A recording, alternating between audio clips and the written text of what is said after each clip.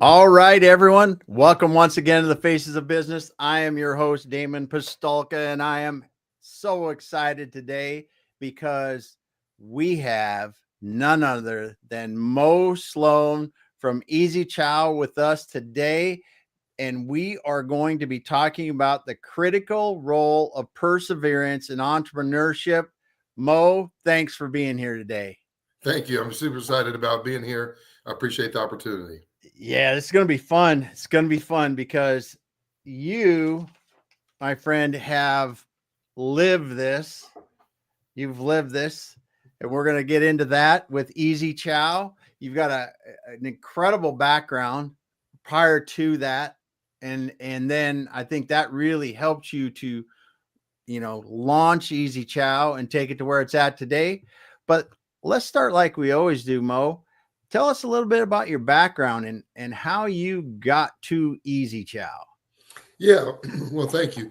So it's kind of funny because even when I've been coding and developing computer programs since I was a kid, born in the late 70s, definitely a product of the 80s. My first computer was a Commodore VIC-20.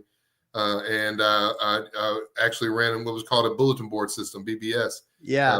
Back in the day, back in the War Games day and Matthew Broderick days, etc. But anyway, nonetheless, I always had an affinity for business systems and helping people solve problems. So I spent several years at Papa John's as an architect there, where I got to work firsthand on their online ordering system, their point of sale rewrite, their coupon management system, what they call virtual back office, which was their back office operational management system and reporting system, et cetera. So I got to see firsthand how technology benefited a restaurant, or especially an entity like Papa John's. Mm-hmm. And so when I left Papa John's and went to Humana, it was a totally different line of business. You go from food service, restaurant, hospitality over to health insurance, specifically pharmacy. And while at Humana, my role wasn't as much hands-on coding and developing as I wanted at the time. Uh-huh. And so I just kind of would tinker. So I went back to the original idea that I had in probably the late 90s, around access databases, Microsoft Access databases and point of sales and everything specific for pizza places. But nonetheless, I reached out to a local pizzeria here in Louisville, Kentucky. Was like, hey, I like your pizza. But you don't have online ordering, why is that? And this was 2015. This was 2014-ish that I did that. And they were like, we want online ordering, but we needed to integrate it with our point of sale. And I knew exactly what they meant by that and why that was important, because as I mentioned, I spent several years at Papa John's. So it was just this opportunity where I recognized the problem. This is, 9 years ago, and it might as well be 20 the way it feels. But I recognize the problem that restaurants would need to go to restaurants would need online ordering. And therefore was like, well, why can't I develop a solution that provides restaurants the ability to do online orders, specifically targeting the segment of the market, SMBs, where they don't have the resources such as a Papa John's, et cetera. So that's how EZ-Chow got started. Yeah. So when you were at Papa John's, were you part of that? I mean, was that during the time when they were really developing out the online ordering a lot? Yeah. So when I was at Papa John's, it was it was really when pizza places had the online ordering. That was really, it was exploding, right? And I left Papa John's in 2013. So I was there for about a period of 6 years, 2007, 2013. And I got to see, them rewrite the online ordering system. Wow. And I got to participate in that and was one of the developers and architects on that, as well as I got to deal with their virtual back office. Also got to work with some of their point of sale rewrite. They were going to a proprietary point of sale they were developing in-house. So I got to see a lot of their technology, but in those early days, like I said, it seems like it's the Flintstones now. Yeah. But in those early days, it was a lot of restaurants that technology wasn't easily accessible. As it is today with the cloud-based POS systems, et cetera, et cetera, et cetera. Yes. So when you first thought of EZ-Chow, mm-hmm. I mean, because it's different even from Papa John's, because Papa John's was talking about online ordering. And yes, EZ-Chow initially started out, but you've expanded EZ-Chow into now kiosks and other things like that as well. Did you really think that EZ-Chow was going to go into this multi-format kind of thing where you can have an in-store kiosk, online ordering, all that? Yeah, the original plan, and we still have. We call them digital ordering channels, right? And so we focused. It was simply online ordering was the easiest entry point into that into the space from an ordering perspective, and so because it didn't require hardware, et cetera, et cetera, et cetera. So we always planned on expanding. COVID and the great the labor event that was a result of COVID, where people were basically doing a lot of quiet quitting and those kind of things. And the people that were in the restaurant, food, and hospitality industry, a lot of them didn't go back, especially in the QSR and fast casual area. So it led to the need. It sped the necessity up for a kiosk and the ability to self-order. Right, self-ordering is not anything new.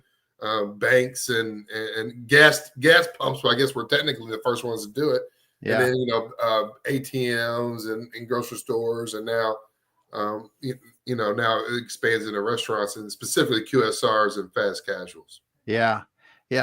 So let's take a step back. When you started EZ-Chow, you started thinking about it. And we talked about it here before we got on. Your venture-backed company now. It takes money in the tech industry to be able to grow a company. What are some of the things that you didn't know at the beginning that you go, I would do it a little bit differently, knowing what we have to do now? Yeah, well, I'm gonna give a shout out to a website that's been very helpful for me in answering that question, and it's reformingretail.com.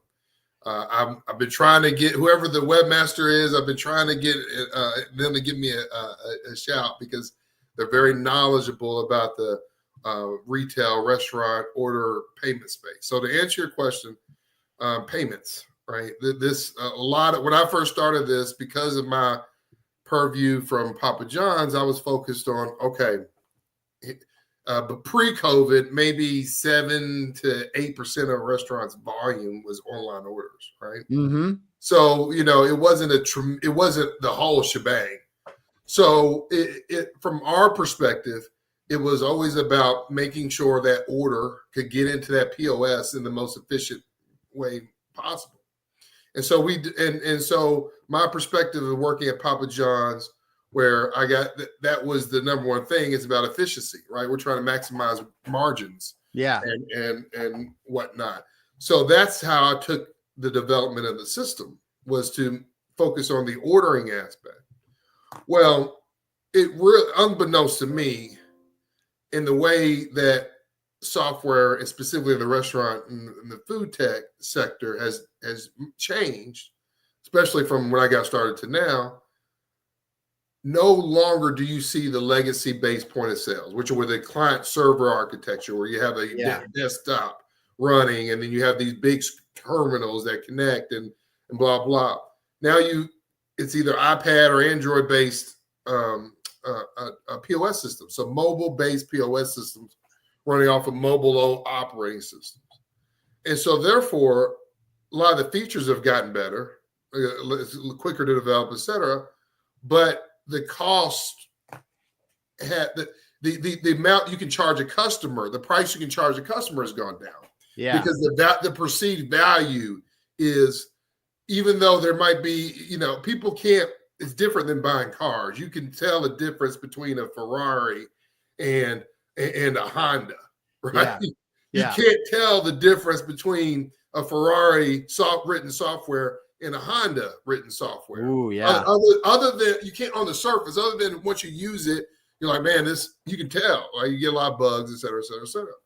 And so what's happened, unfortunately, is that a lot of operators have devalued their software, right? They think that if they get orders from DoorDash or Grubhub, or they put up a website, or they got a Facebook page, or they send emails out, they send texts out, or they think if they touch on some of these components that they've done something, for lack of a better term, and really they haven't.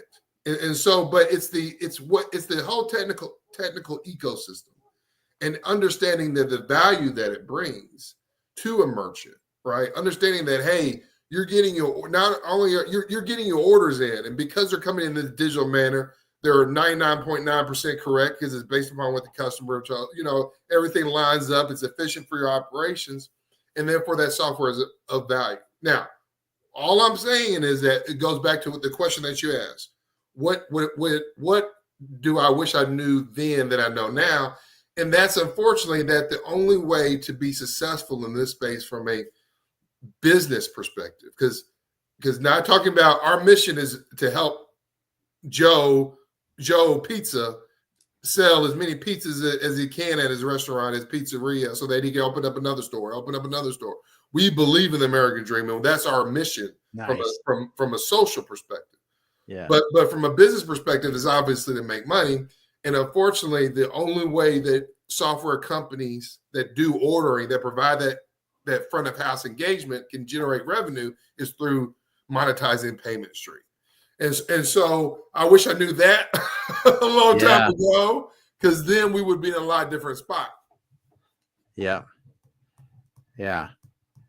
Well, it's very interesting, as you say, the transition from more on-site based POS to totally digital, totally mobile.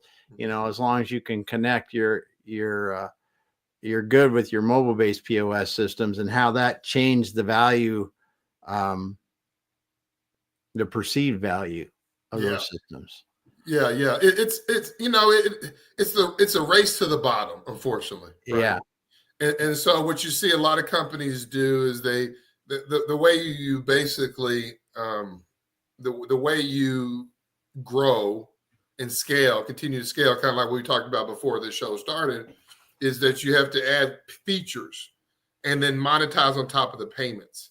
So that yes, you may have to, I may sell credit card processing to you for 3.25%. But the reason it comes at 3.25% is because it includes your website, includes your marketing campaigns, includes your email campaigns, includes your loyalty mobile app, includes all these different things that allow you to run your business and grow your business. And therefore, you have to participate on the payment side. Unfortunately, it's not, it's nebulous. It's a nebulous environment, but it's just the way it is. Yeah. Yeah, it is an interesting environment, that's for sure. So you talked a little bit about it. Let's talk about, you're running in 2019, everything looks good, and then you hit COVID, and we're talking it's the end of 2020. I mean, it had to just skyrocket demand for your product. Yes, it did. Now, but the unfortunate thing was that, it's kind of catching it's all about timing. I think there's a good song from a country movie I like, Country Strong or something like that. And it talks about the song's about second off, either which way they don't meet. Right. Yeah. That's the unfortunate way with COVID. COVID was probably probably the hottest chick we've ever would have met. But we met her. We were 16 years old with braces and was scrawny. We just started lifting weights. We weren't ready. And then boom, when we're ready, she's no longer there. So, but it would have been perfect for us if it happened 9 months later. Yeah. Then when we got funding, funny story, and I think I'm probably one of the few people in the United States or even on planet Earth that can claim this, but we closed our first and only investment capital venture-backed round on March 16th, 17th of 2020, which was the first, whatever that Monday was. Yeah. Shelter-at-home orders, right? Because I had an investor call me and was like, hey, if we back out of the deal, does that blow everything up? I was like, yeah, it kind of does. And so, but they ended up not, and we closed and everything. But the problem, it was great on the surface, right? Great from that. But the problem is we started fighting. There's a lot of military strategy you can glean from my experience. One of my advisors, we always talk about the art of war and Sun Tzu and stuff like that. So, but in this case, we were fighting on a very elementary level. We were fighting three different battles, right? 3 different wars on 3 different fronts. Number one, once we closed the round, we had to bring in people that were new to our team. And so we had to train and do all these things. Number two, you went from, as I mentioned, 6, 7, 8% of their volume, maybe 10% if they're doing some stuff from online ordering volume to 99% overnight. Yeah. Because you couldn't go into the restaurant. So the only way to order was to order online or call. So, and then that was for existing customers. We saw our cost increase because our existing merchant partners saw more traffic, more throughput, and we decided at the time not to increase our rates because it was the right thing to do. We didn't know how this was going to come out on the other end, right? We didn't know what it meant for us, so we didn't increase rates. And then new customers that were needing a solution. Immediately, they were coming to us. Now, unfortunately, the platform wasn't built to. It was a proof of concept to a certain point. It wasn't scalable at that point. Yeah. And so we weren't. It took us about 6 to 8 weeks to onboard. It was still a decent amount. It was still a good time back in those days. And 24 years ago, it was still good. It wasn't horrible. Not especially because it was POS integrated. 99% was with POS integrated. But it took us from 6 to 8 weeks to onboard a merchant to get them taking orders. Now we can do it in 60 to 80 minutes. Oh, right? Wow. Wow. And so we made that kind of efficiencies. But if we had those efficiencies back then, I probably wouldn't be talking to you. Yeah, we wouldn't be talking right now. But that is quite, wow, that is mind-blowing efficiency gains. Yeah, no, it is, but it came at a cost, right? The cost is we didn't have a large team. Our runway was short. So, it took us longer than we would like to, right? Yeah. Because what we're about is we understand the only way to be successful in this sector, as I see it, is to obviously scale. And the only way to scale is to do it efficiently. So you can't have a linear scaling won't work. You've got to be able to do the hockey stick from a location support perspective. So our system is all predicated about doing everything in the system, managing the system, and not having developers, not having a bunch of overhead that allows us to run our business as efficiently, as lean as possible. Because it's the right thing to do, and it sets us up well for the future. B, it's because we got to. Yeah. So Yes. Well, this leads us right into the topic so perfectly because we're talking about the critical role that perseverance takes in entrepreneurship. So let's talk about that. As you were closed that round of funding, you had this tremendous demand. What were some of the real, oh my goodness, kind of moments that you had during that time? Because I gotta imagine you had people calling like crazy. You had just got some funding so you could help to scale some of this stuff or get more of these places set up. Yeah. But it had to be challenging. Yeah, it was challenging, but my experiences in growth didn't really start happening in September of 2020. Okay. So without getting too much into specifics and everything like that, the wars on 3 front caused us to burn through our cash quicker than we anticipated. We didn't see when I started raising fund, when I started capital raising back in 2018, I didn't see a global pandemic happening, and sure as hell didn't see it on the day we closed. So it was all kind of discombobulating from the beginning. We never really got a chance to set our feet and to, quarterbacks, they say you got to set your feet before you get. If you got happy feet, the pass is gonna veer off. We've been scrambling the whole time, and even till now we're still scrambling. But as soon as we can, the perseverance comes in, realizing that hey, you just have to avoid it. If I can just live another down, just put 2 or 3 downs together. Just move the ball, and if you can just keep moving and whatnot, and it's strategy. You got to strategize. You got to do all that, but you just have to keep going. And then also at the point too, you just have to be able to look at yourself in the mirror, and whatever happens doesn't diminish you as a person.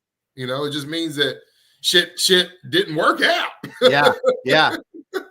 And that is, I tell you what, I think for founders everywhere, that's a huge thing, because sometimes it's just timing, it's market, it's people, it could be a myriad of things.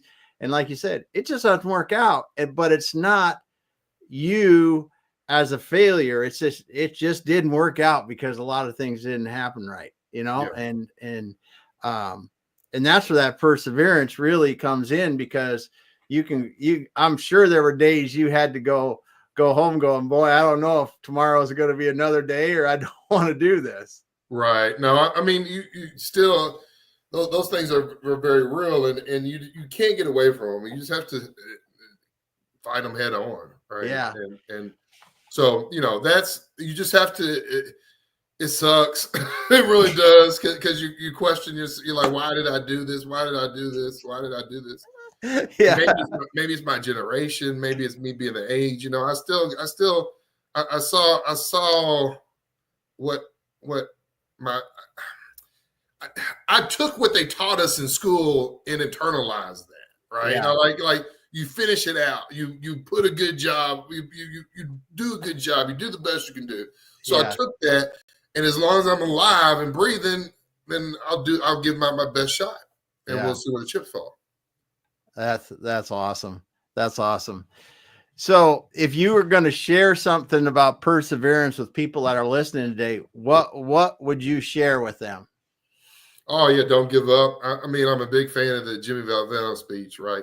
I go to sports because other than programming and whatnot, sports, I love sports, but I go back to Jimmy Valvano and his "Don't give up, don't ever give up," right? And that's the thing about perseverance is, it looks kind of dreary, but you have to find a way forward. Just figure it out. The cavalry isn't coming, so figure it out. Yeah, you have to find a way forward. I love that. And I think that is really the secret behind a lot of successful people, is they just found a way forward when a lot of other people may not have, or may not have wanted to take that next step. Yeah, that's awesome. So as we're moving forward now, AI hit the marketplace here. What is it? A year and something ago now, or to almost 2 years. As we know it, the Chat GPT thing, as the public knows it. How do you think this is going to have effect on your types of systems? What do you see? Is it's doing or not? Yeah. Well, disclaimer. So any 20 some odd year old that gets that takes this and moves on with it, just call me and let me be an advisor. That's all I want to do, right? But here's the two areas, at least from a restaurant, because I eat, breathe restaurant hospitality. Yeah. So here are the two areas that I see, quote unquote, AI impacting. Well, maybe three, but number one, conversational ordering, right? So the ability to go up to they have this in Asia now, but the ability to go up to the kiosk and treat it as a virtual employee, talk to it, have a conversation with it, be like, hey, what do you think about the fries? Well, 99.3% of our customers like the fries, or you know what I mean, or whatever that looks like, and they'll be different, not programmed, conversational. Like, hey, what do you think the weather's going to be like tomorrow? Those kind of things, right? So conversational, the ability, and then once you have that, you have the ability to you give the merchant the ability to create virtual employee. So it's all about automation. Yeah. The dirty little secret is that it's all about automation, and And capitalism is about maximizing profits and minimizing costs. And the way you minimize costs is get rid of labor as much as you can, right? Yeah. Especially human labor, because you need stuff. And Yeah. so you take them out, right? I don't agree with it, but that's the way it is. So by doing so, you now basically can run your front, what's called the front of house, automated. Then what happens is, of course, the back of house gets automated. I can barely cook a hamburger, let alone have a robot cook a hamburger. So I'm not even, that's not my area of expertise. So I'm not touching that. But so that's one area. Then you also look at drone delivery and how that will impact, because it goes back to the labor equation again. Get rid of people, you reduce costs significantly. Uber, Lyft, etc. They will have autonomous vehicles and they will use drones to deliver, right? And companies like me will be around to try to compete with that and hopefully beat them to where or that's another story for another day. But that's another aspect. Then third and final is implementing AI into the operations, right? Having it make decisions. You hear something a little bit about Wendy's caught some slack a couple of months ago with dynamic pricing, where things changed on the menu based upon time of day, demand, supply, those kind of things. That's coming. Where the people, they caught hell for it because they were the first to do it, but it's going to come. Just like airlines do dynamic pricing. Yeah. It's going to come to food. And so you see AI will run those operations. So you don't have to have anyone, you don't have to have a bean counter sitting there. You have someone, you give it a profile, you have it learn, and it will execute what your objectives are. So those are the ways that I see AI implementing themselves into the restaurant. But all of those, if you think about it, all those are just a single thing, which is elimination of the human labor component. Yeah. Yeah. Well, wow. Whew, that's a lot right there. That's a lot right there, because you think about the restaurant industry, restaurant in general. Just think of your local pizzeria, like you said, where you can come in and sit down or, as you said, conversational ordering for someone to be able to just walk in and talk. Even if you'll reduce labor there, but you can still keep the same quality of the food that's coming out and things like that, while still making a bit more. And then the autonomous delivery or by drone delivery, that's a huge thing for a lot of companies, and they don't try it now, but if they could do it economically, that more would. Yeah. No, that's I think there's a Nissan commercial I've been seeing that's got the drone that hits a sign and falls off. Yeah. But yeah, no, it's coming. It's coming. I think there's a couple of regulations, FAA regulations, those kind of things. I wouldn't be surprised to see some of those regulations removed now, and for the interest of business, and then that's going to happen more. So I think it's going to come, but that's a whole conversation for another day, because I'm of the mindset that I don't believe all technology advances are advances for humankind. Yeah, this is true.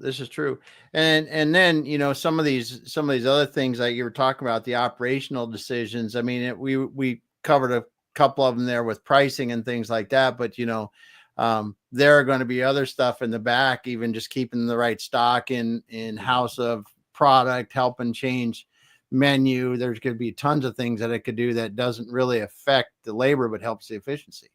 Yeah. One day I predict, I don't know if it'll be my lifetime, and it may be, but it might not be, but I don't think it'll be too far off. One day I predict you'll, as an individual, will have the ability to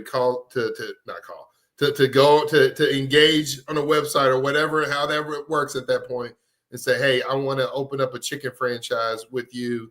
And then you'll be able to do it basically you'll be able to set it up without a single person doing it. And that will be, because that right there is maximum efficiency. Yeah. And so I think that will happen at some point in the future. Yeah.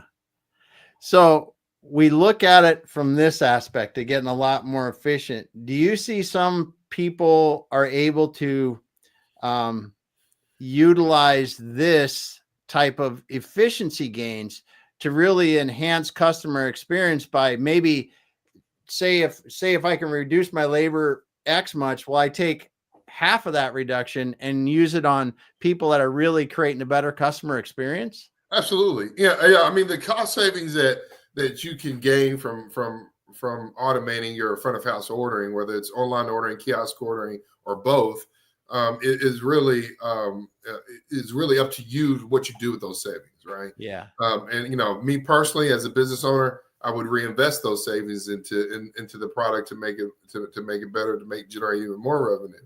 And of course, a lot of stuff I'm talking about too. We're kind of skipping over a segment, which is a very important: casual dining, right? And as long as you have, I do believe that eventually, because you see robots now, you see robots that take the servers will actually place the food to the robot and then touch where the tables goes, and it takes it out there, and the customer.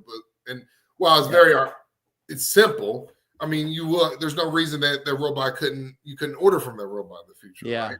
But so my point is that that's all possible. But yeah, I think from a technology perspective, you just have to kind of look at everything you do and see where all the touch points are, et cetera. That you can possibly improve on. So what are you really excited about going forward? What are some new developments or things that you go, this really has me excited? Yeah, what's got me excited about stuff, like I said, the conversational ordering, the ability to implement that, give merchants the capability to implement that for their operations to generate, to generate additional margins, et cetera, et cetera, et cetera.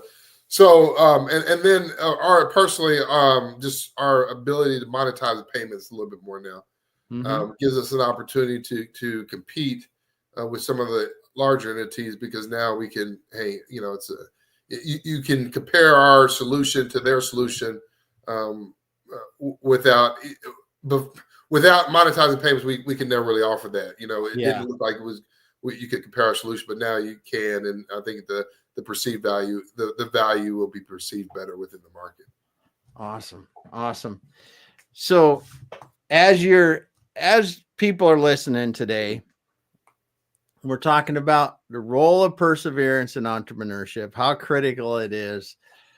What advice beyond what you said, just keep going.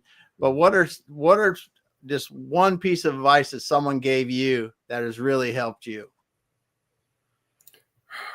Well, it's along the same lines as the keep on going, but it was a story. And his name is Carl. He used to own the gym that I went to work out. And he, as a business owner, he was part of a masterminds group, a business group. And he actually introduced me to my first partner. Her name was Sally, but she worked for a merchant processing payments company back in the day. But nonetheless, him and I would talk, and he knew a lot was going on business wise with me, and then I would, and we share information. Yeah. But this is probably around 2021, something like that. And it's around the time, like, man, I don't know if I want to keep doing this. Those kind of things where you start having doubts, start creeping in and everything. And he told me a story. He's like, I'm gonna tell you a story, Mo. It's like this guy, it was during the gold rush in San Francisco, California, right? He buys all this equipment. He goes out to San Francisco, digs for 6 months, not getting anything. Another 6 more months, not getting anything. Finally gives up, sells it to somebody, and then 2 or 3 days later, this person finds gold or whatever, right? Yeah. And the more, I'm sure it didn't anecdotally happen, sure.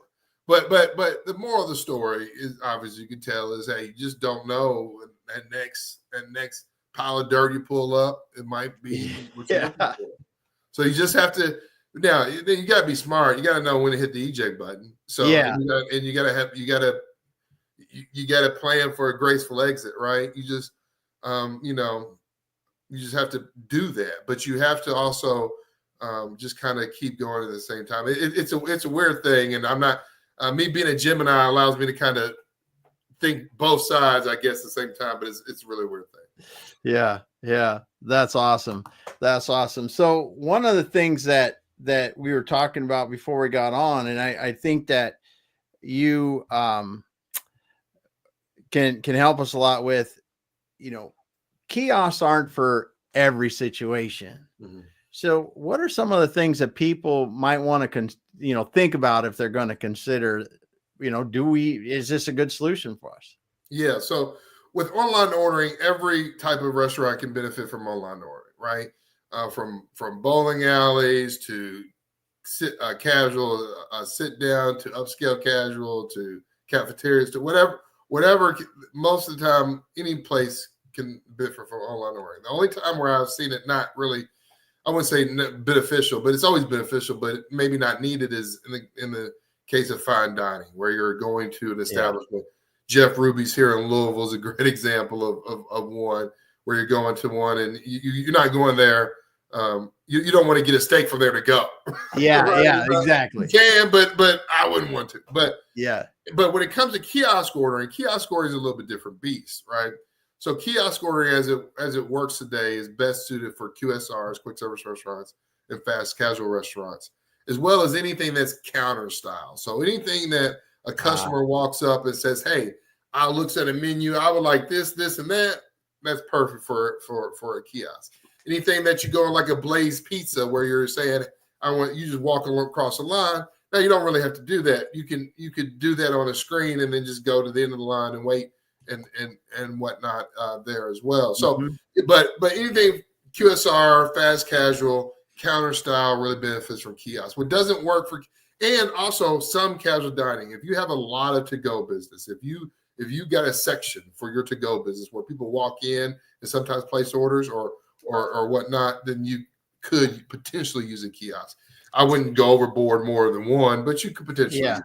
So, those are the times. And then also, too, keep in mind, too, with the kiosk, what we tell our QSR and fast casual merchant partners is, look, you got to, where you place the kiosk is critical, right? Because you want to create a circular flow. You want to create an assembly line process where someone comes over, hits the kiosk, grabs the food, maybe hits the kiosk, grabs her cups, goes to the drink station, get the drinks, picks up the food, goes out the door, right? Yeah. You want to keep that going. You don't want people crisscrossing each other and stuff like that, because it just, it just bundles, it messes everything up. It's not efficient, right? And you want efficiency when it comes to your customers, because your goal is to, especially in the QSR fast casual, your goal is to get them in and get them out.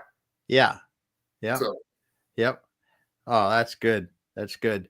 So who are some of the companies that, one of the things we talked about a bit before we got on was, this is the kiosk. Well, first online,